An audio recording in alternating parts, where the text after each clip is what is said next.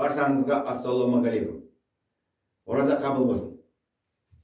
Мен қазір сіздерге бір-екі прием көрсетейін. Самооборона, самозащиты.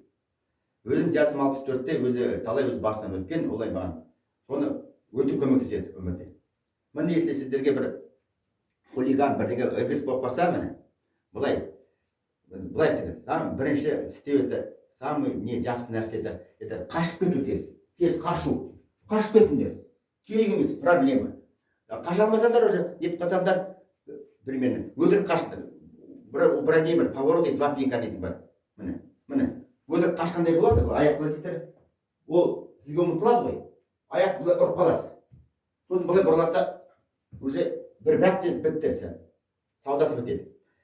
Үшінші бірде, если тақалып қалса, примерно, тақалып салып қалсаңдар, міне, былай қарайсың, көзіне қарап қорықпаңыз, көзіне прямо қарап тұрыңыз. И аяғыңызды, міне аяғыңызды, аяғын басыңыздар да, басты нұрып жіберіңіз. Шок болады. Мұрыннан, ауыздан шок болады. Одан спокойно кетіп қаласыз. Тағы да бір упражнение, міне, 4 тақалып қалсаңдар, міне, шынтақпен, былай.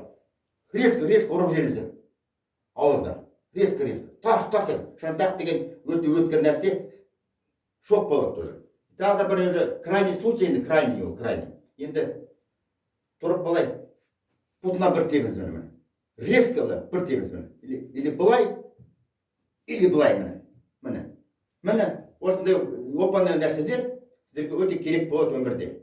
Если бірдеңе болып қалса, ондай нәрсе болмай қойсын, бәріне сау болып жүре беріңіздер, бәрі сау болыңыздар.